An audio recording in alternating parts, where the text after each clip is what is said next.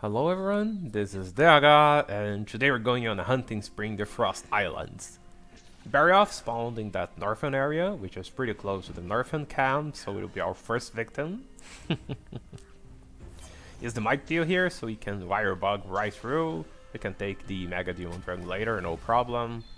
Pick up an extra wire bug and zip to the Affinity Squids over here. They're very nice, very yummy. So zip closer to Barioth and finish buffing. Now an interesting thing here, when he gets engaged there, he'll run to the center of the area, rather than starting fighting you, so I'm just zipping there to meet him halfway. See, there's the Barioth. I tried to aim the Sornever Blade at its wing arms, so it can hopefully break at least one of them eventually. They're very hard, but Sornever Blade deals fixed damage that doesn't care about hit zones. So it's a nice way to get those breaks. He's way too far, so he wouldn't hit me, so I can use another Sornever Blade here. Got a nice para here, and then we can focus on his head, which is Barioth's only weak spot. Not really, I think the tail also is a weak spot, but usually the head's the one facing. Finish with the ZSD here. He has a very tiny head, so it's kind of hard to hit, have to take advantage of it when he can. And after the fourth Sornever Blade, we finally get it right. Somnacanth is in the western area. It will go to the northern cave eventually. So I try to keep Barioth close to the transition to that area, so he can get there faster once Barioth is dead. Finish the ride, do a very quick combo here. Barioth stays down for less time than Tigrex and Nargacuga. So it just ZSD really fast there to make sure I get to hit the head. Loads of damage, very nice. Once again, aim for the wing there. And it's still not broken. I'm kind of mad at this point. Got the para here, so back to focusing the head. Don't want to break the wing right now, otherwise we lose the trip. A paralyzed monster can't be tripped.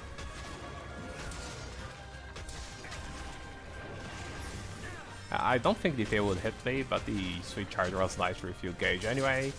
Attacking the wing here, and finally get the break. So we can go Wunga Boonga on his head. And as I said before, it's ZSD very fast because it doesn't stay down for very long. So I want to make sure I hit the head, and Barioth is dead, so we can just rush to Somnacanth now. Something very interesting, I hope you noticed the HP damage I dealt when wallbanging Barioth. That's proportional to the monster's total HP, so the first wallbang is 91 damage, I believe. Keep that in mind and compare that to Somnacanth's damage when I wallbang her. Just rebuffing and resharpening here. I'll try to engage her with a ZSD. I wanted to hit the head, but the small monster trolled me, so the arm it is. Somnacanth has a high grade roar, which I found pretty surprising, but some people on Twitter told me, no, that's obvious, she's a siren, and okay, I guess. So I used the ZSD to fire through the roar. We just resharpened, so I'll resharpen later during the fight. And ride her, since she's not a target monster, a single Sornever Blade gets the ride going. That's why she got rideable so fast, and over 150 damage on the first wallbang. So she has a lot more HP than Barioth. In this quest, the 3 target monsters actually have very little HP. Goss has a bit more, but Goss is very tanky. And the non-target monsters have a ton of HP, so Somnacanth has way more HP than Barioth. And the Tetranodon that spawns later also have a lot more HP than Barioth. And even Goss, like they both have more HP than Goss. I delayed that ZSD there just a tiny bit to wait until Somnacanth drops her head. Her head's very tiny. So if just ZSD really fast, you might ZSD under her head and not latch. So that's something to keep in mind when ZSDing her. Got the arm here, which is nice, we can keep bumping damage. The arm is still a weak spot, even if not as weak as the head. Go for the manual reload here, because I was out of fire buzz and I won't be out of sword gauge, damn it. Dodge this and attack her head just a tiny bit. Or a lot, actually, because she got paralyzed, so you just go Unga Boong on her head. And just like before, delay the ZSD here just a tiny bit until she lowers her head down so you can ZSD her. I have no idea why that was an early cancel. When I was running this, I thought she was going to flee, and that early cancels, right? But you can see I ZSD her face here, and she's not trying to flee like it's working normally. So I don't know what the earlier cancel was, but okay. Manual reload because she was far away, so I can just wait for her to come back. They resharpen here. When she does that dash, she does the sweeping sleepy breath thing. I'm not running sleep resistance here because Somnacanth's not a guaranteed spawn on this quest, so I just jump over that. And attack and get attacked as well. So that's her tail, that's also a weak spot, so pretty cool I guess. And I'm very scared of this move because the sleep area is huge, and as I said, I'm not running sleep resistance. It also preempted Sword Nerve Blade to try and jump over the sleep wave, but I got the trip before that, so it worked, right? ZSD her head once again. This time I went for the ZSD even while she was down. I feared she might get enraged and row her when she got up, so I did early ZSD, but I got a Barioth instead, which, okay I guess, right?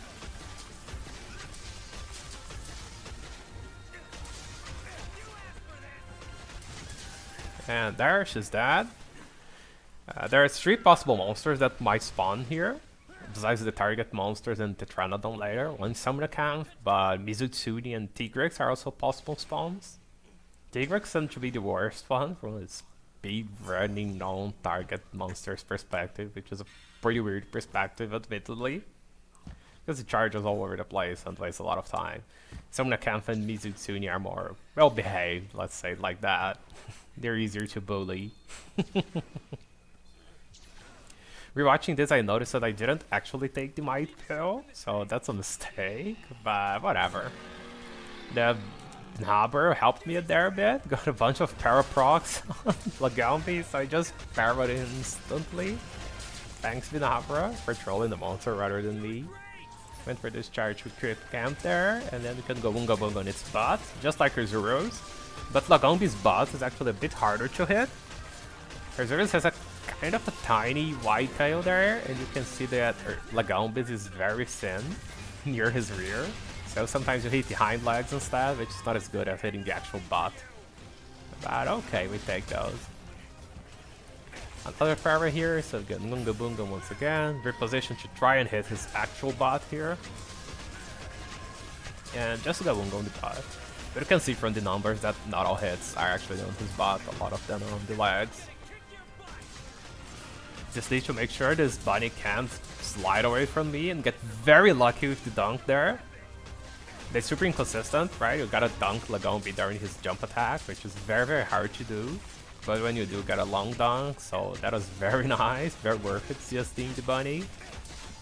Went for the X combos to not lose positioning with Sweet Charger. And get hit because I'm pretty. But I reload because when you're jumping it's a little bit faster than on the ground. Attack Lagombi again, out of amp, so I can't just ZSD him, so I gotta be good, which I'm clearly not playing right now. Get the trip, and now he's dead, yay! Let's go back to Area 10, where we first fought Barioth, and both Tetranodon and Goss Harag are there. Which is very interesting, because they have a turf war. So that can help out a lot, since I want to kill both of them, and they both take damage on this turf war. Your bug didn't respawn yet, because I took it while hunting Barioth, remember? Sharpen here, I missed one of the Affinity Squids, but I picked up 2, so that's nice. Ghost noticed me, and now it's Tetranodon to notice me as well, so hopefully they will turf war. And yeah, they're turf warring. Tetranodon just decided to not give a fuck about me. And just go Unga while they hit each other. They go that too far though, which is bad, but okay, it's free damage anyway, I'll take it. Attack Goss a bit here while he's distracted by Tetranodon, but then I just jump over to Tetranodon, because I fear it might just go away otherwise, and I have to kill Tetranodon first. If I kill Goss first, the quest ends. I just launch it on Goss Harag so I can get the long topple here. Sometimes I try to move Tetranodon to another area, but Goss usually follows us there anyway, so might as well just wallbang here and save some time. Now this Tetranodon has a ton of HP as I said before, but he's still a fairly paralysis weak monster, so that'll help us out. And Goss is here, which is really, really nice. I got to do some damage on both of them at once, which is fine by me, right? Now Goss is leaving, but we kind of buttered him up a bit already. So when the time to hunt him comes, that'll be easier. And now just the Tetranodon hunt. I really like this guy. Too bad he's kind of a pushover, but on this class has a lot of HP and respectful attack, so that's very nice, very interesting. Still very weak to paralysis though, so there's our second paralysis. And let's just go Unga on his head. Since he's an early monster, the paralysis also lasts a while, so we can just go Unga on him.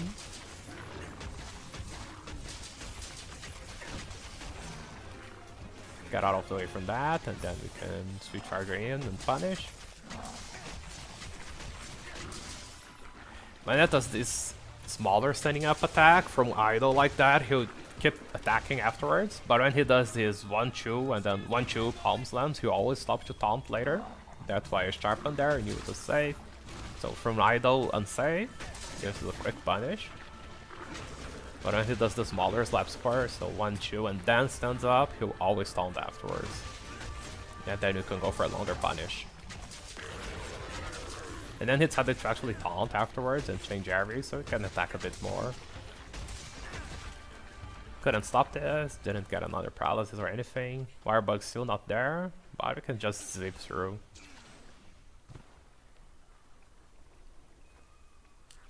Take this chance to rebuff, because might as well, right? Even trigger affinity is light in here, where that's way 30% affinity. Hey, it's free! And back to hunting Tetranodon. Nice flinch here, so we can attack a bit more. Pick up an affinity squid, which is always nice. Missed that, which is never nice, right? The second bit, that bite doesn't flinch you if you're attacking, so you can just go Bunga. I thought I was going to attack, but that was just an enraged taunt. And now he's eating. And this is very nice. I think he can't be paralyzed during this, but I thought I'd get this third paralysis proc by now, and there it is. It is very interesting because it can just keep attacking until it gets punched out of full valley mode. Which eats a bit of the paralysis, but at least you don't have to deal with that mode. I'm not very experienced against that. So this worked out nicely in my favor. Goss is just nearby, so we can ride his Valve and get to him very, very fast. Zip here. Maybe I should have used the ZR button to try to zip over the wall rather than running up, but okay, whatever. Not a huge deal. Pick up the extra Wirebug, and too bad Goss woke up before I could attack him, but okay, we already attacked him a bit before, right? Can use a Storm Blade to engage. And here I tried to go for discharge just like I did on their Zeros on the other hunt. But I just missed. At least I managed to dodge that, right? Attack a bit, and he's already enraged because I dealt a lot of damage before with the Tetranodon, remember? So Goss isn't very pleased about that.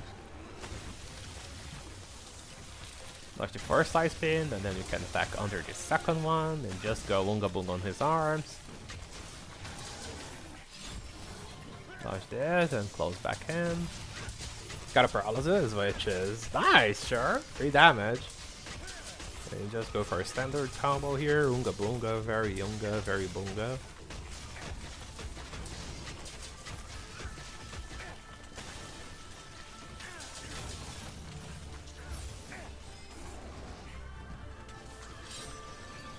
Position myself away from that and close back into Storm Blade, already break the Ice Blades, and then you can go Unga Unga Boonga Boonga.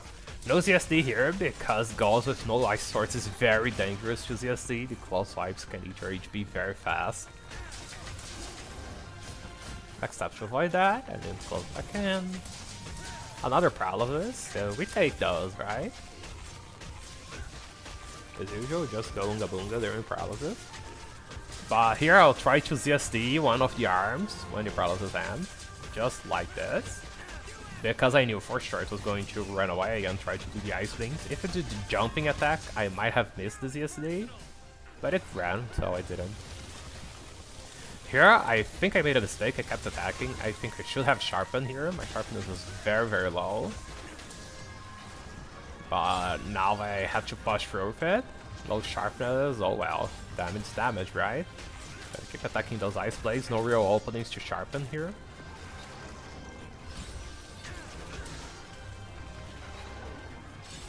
Push this and attack. Easy peasy.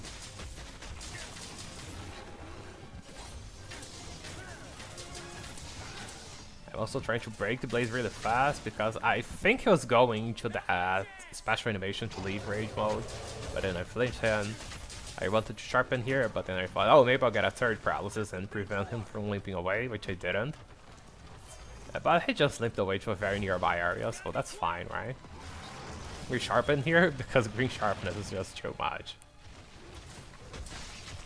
Hit on the drive-by and prepare Soaring Blade, so I can dodge the snow.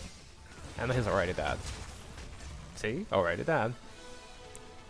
There's the hunt. We can blame those extra 3 seconds over 16 minutes on this ghost fumbling around. Like, yeah, I made a few mistakes, but overall this was pretty nice. I think it's fairly interesting to do huntathons like this. I don't have specific quests for this, but hunting the non-target monsters might be even more interesting. They have more HP. But getting rideable with just a single Soaring Blade is kinda annoying, because you can't get a free sharpen mid-fight, you know? You gotta work for those sharpens, which is interesting in its own way, I suppose. Sets the same as the Shrine Ruins quest. I'm running a Paralysis 5 with your plugs too. Loads of monsters with forwards blocked by that. Not Somnacanth, but we could CSD her, not Lagombi because it doesn't forward. But it worked for the other 3, so that's interesting, right? Even if the Tetranodon only rowers when he goes fat, that is still helpful.